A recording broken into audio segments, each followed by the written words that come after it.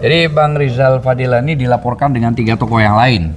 Jadi pelaporannya ini kalau menurut hukum tidak termasuk dalam legal standing. Karena dia tidak memiliki hak untuk melaporkan seseorang, apalagi laporannya itu soal masalah penghasutan pasal 160. Kalau pasal 160 itu harus pokok pidananya diselesaikan dulu, artinya dijawab dulu. Dr. Ismon, Dr. Roy Suryo, dan Dr. Tifa siap menghadapinya, gitu kan? Karena ini persoalan hukum dan sebagaimana diuraikan tadi oleh Pak Azam Khan bahwa pasal itu adalah pasal yang bisa kita hadapi dan bisa kita tepis asal peradilan ataupun proses hukumnya fair. Sudah selayak dan sepatutnya pihak Kepolisian Republik Indonesia tidak buru-buru ya seharusnya untuk menerima laporan tersebut. Harus dilihat apakah orang tersebut mempunyai legal standing untuk bisa melakukan pelaporan ya. Karena pada dasarnya kita sudah paham beberapa hari menjelang pelaporan tersebut ya, pihak kuasa hukum dari Bapak Joko Widodo sendiri mengatakan terindikasi ada 4 orang yang akan dilaporkan dan itu menyangkut pencemaran nama baik. Jika bicara soal pencemaran nama baik, maka itu harus dilakukan oleh orang yang bersangkutan dan tidak bisa diwakilkan ya. Nah, apakah ini merupakan suatu Bismillahirrahmanirrahim. Assalamualaikum warahmatullahi wabarakatuh. Alhamdulillahirabbil alamin. Pada hari ini kami dari tim pembela ulama dan aktivis TPUA melakukan konferensi pers terkait adanya pelaporan terhadap pengurus TPUA yaitu Bapak Haji Rizal Fadila yang kemarin dilaporkan di Polres Jakarta Pusat oleh Ormas ya, salah satu Ormas yang melaporkan Bapak Rizal Fadila terkait adanya dugaan ijazah palsu Joko Widodo.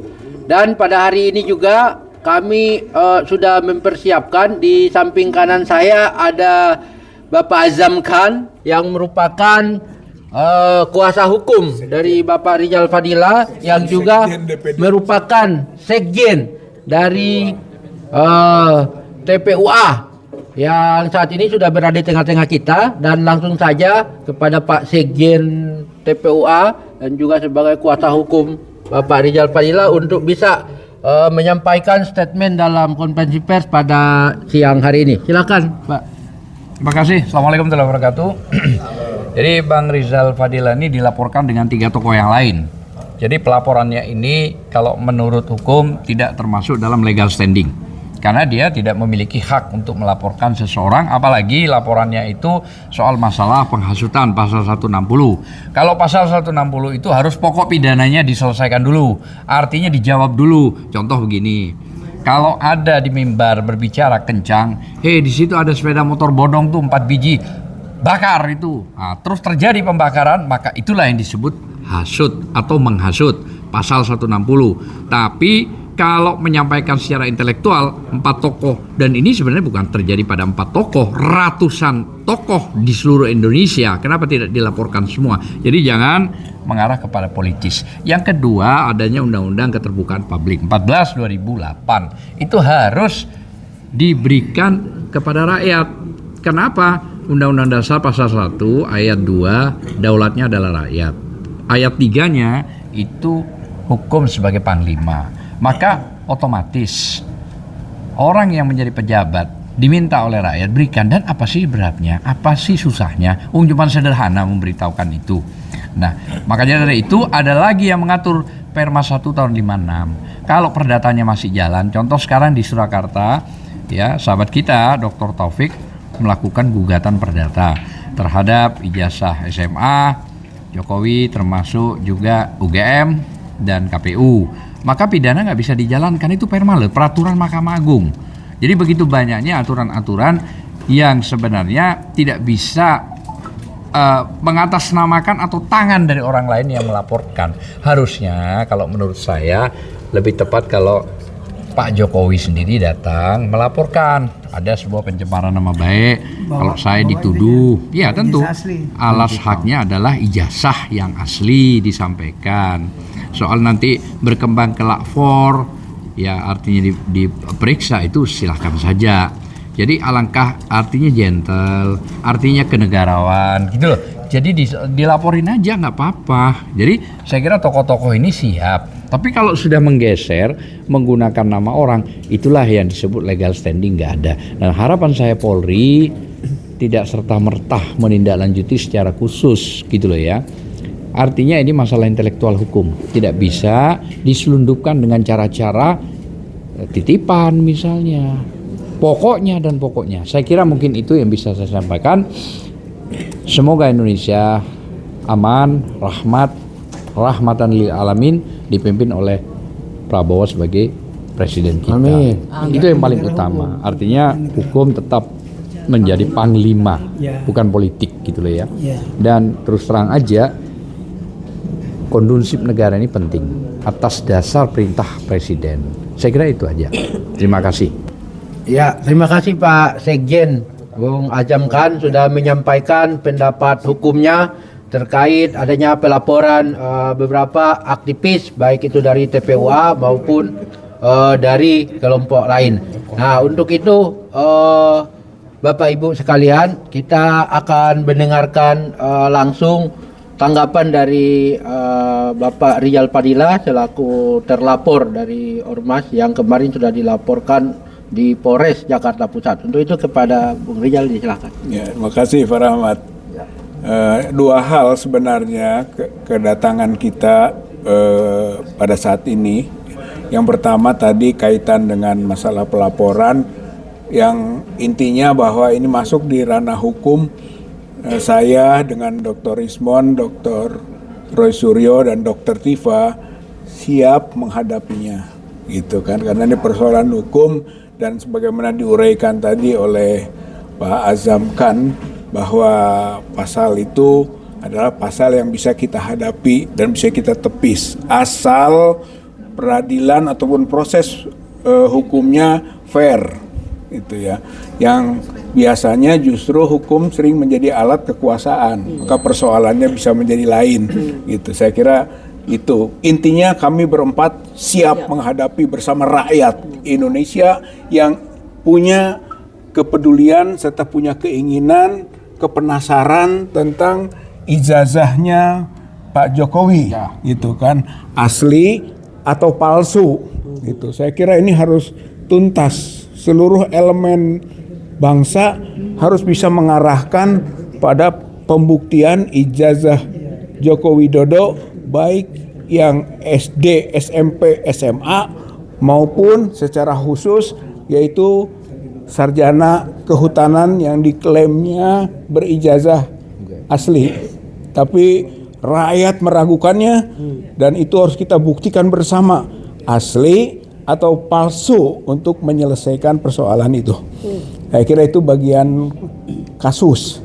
Tapi yang kedua, kedatangan TPUA ke pimpinan DPD RI ini adalah menyampaikan laporan tentang perjalanan TPUA ke UGM tanggal 15 April dan ke rumah Joko Widodo pada tanggal 16 April. Dan kita sampaikan itu yang intinya sebetulnya ingin mendapatkan informasi maksimal dari UGM tentang kelulusan Joko Widodo sebagai mahasiswanya yang diklaim. Tapi ternyata tidak mendapatkan informasi, bahkan jauhnya klarifikasi, tidak ada yang bisa kita dapatkan. Dan tadinya ingin ada verifikasi atas dokumen-dokumen, itu pun tidak kita dapatkan. Ya, sehingga target atau harapan tidak tercapai untuk mendapatkan dokumen dan jawaban atas pertanyaan-pertanyaan yang disampaikan oleh TPUA. Namun dari keberangkatan kita dan bisa akhirnya bertemu dengan pihak pimpinan UGM, terkonklusi bahwa skripsi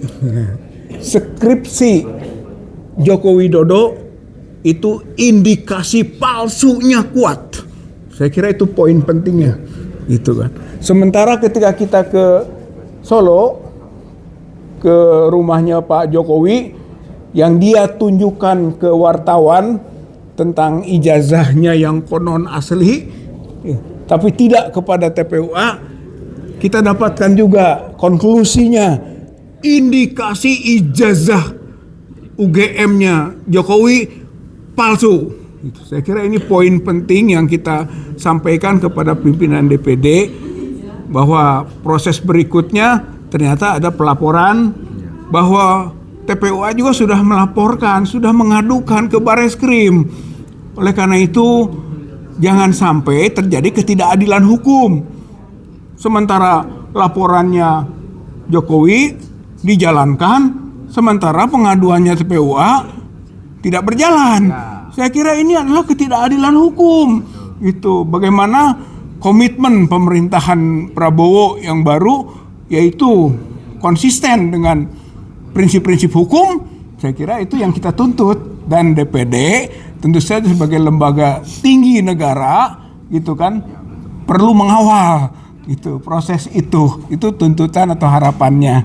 Jadi apa yang sudah diadukan oleh TPUA ke Bareskrim diharapkan juga menjadi bagian yang terkawal untuk bisa berjalan, karena itu ujungnya adalah pembuktian palsu atau aslinya ijazah Joko Widodo.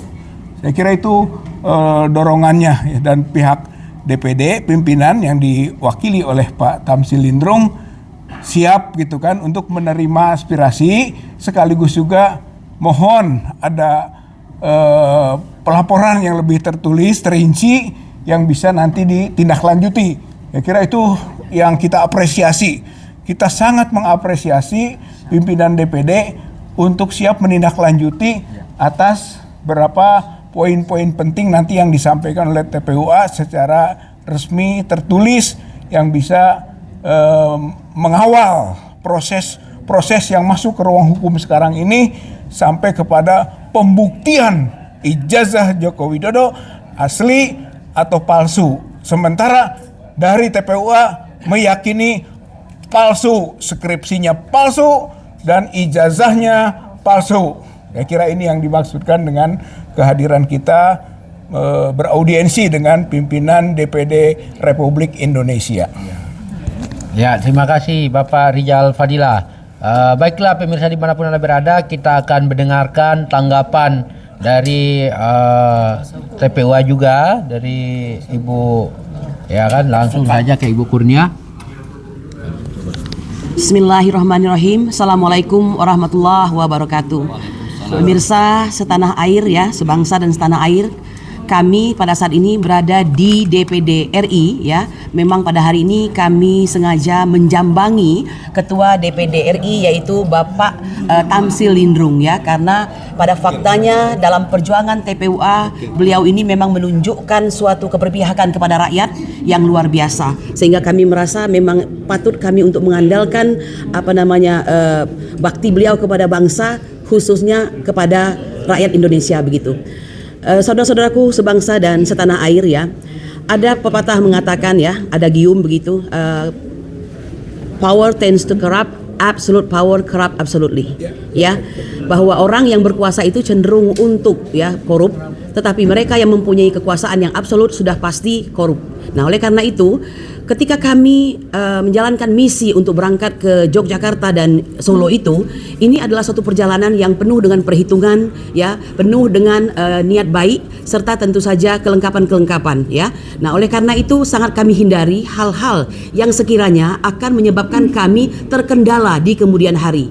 Termasuk diantaranya hal-hal yang tadinya baik kami sampai mungkin dianggap atau bisa saja kami dilaporkan dan sebagainya. Nah, oleh karena itu jika Anda mengikuti dari awal ya, bahwa pelaksanaan acara tersebut dimulai dengan kami berkirim surat ya sampai beberapa kali, sehingga kami dapatkan suatu konfirmasi bahwa kami bisa diterima oleh pihak-pihak yang kami maksudkan tersebut ya. Nah, Berjalannya hal tersebut dan pekerjaan kami ini sudah berlangsung dengan baik, ya, sudah menghadap ke UGM, sudah mendapatkan konfirmasi bahwa ternyata konfirmasinya adalah tidak terkonfirmasi, ya. Kalau ada dalam pengadilan itu sepakat untuk tidak sepakat, maka yang ini adalah terkonfirmasi, tidak terkonfirmasi, dan dilanjutkan dengan datang ke Solo di tempat Bapak Joko Widodo, ya. Bahwa akhirnya misi ini menghasilkan sebuah laporan dari orang-orang yang tidak mengerti hukum atau tanggung mengerti hukum, maka itu adalah persoalan lain. Nah, oleh karena itu sebenarnya kami sudah mengantisipasi, ya, hal-hal yang demikian itu. Yang ini kami sampaikan adalah sudah selayak dan sepatutnya pihak Kepolisian Republik Indonesia tidak buru-buru, ya, seharusnya untuk menerima laporan tersebut. Harus dilihat apakah orang tersebut mempunyai legal standing untuk bisa melakukan pelaporan, ya. Karena pada dasarnya kita sudah paham beberapa hari menjelang pelaporan tersebut, ya, pihak kuasa hukum dari Bapak Joko Widodo sendiri mengatakan terindikasi ada 4 orang yang akan dilaporkan dan itu menyangkut pencemaran nama baik. Jika bicara soal pencemaran nama baik, maka itu harus dilakukan oleh orang yang bersangkutan dan tidak bisa diwakilkan, ya. Nah, apakah ini merupakan suatu penyimpangan yang mereka lakukan dan biasa dilakukan? Itu memang sudah merupakan fakta demikian adanya. Nah, oleh karena itu sebagai pihak yang dilaporkan, kita pun tidak ingin kalah cerdik dalam hal ini, ya, karena memang hal demikian itu tidak boleh sebenarnya. Bukankah kita sudah baik-baik, ya kan, seharusnya tidak boleh seperti itu. Nah, baiklah, kami mengatakan semoga dengan datangnya kami ke DPD ini, insya Allah akan ada jalan keluar bahwa sesungguhnya tidak boleh terjadi intimidasi, tidak boleh terjadi hal-hal abuse of power, apalagi dari orang yang sesungguhnya sudah tidak lagi berkuasa. Demikian, semangat, kita akan tegakkan hukum dimanapun berada, ya, bagaimanapun hukum adalah panglima. Demikian. Assalamualaikum warahmatullahi wabarakatuh. Waalaikumsalam warahmatullahi wabarakatuh. Ya, demikianlah konferensi pers kita pada siang hari ini. Sekian, billahi taufiq walhidayah. Wassalamualaikum warahmatullahi wabarakatuh. Waalaikumsalam.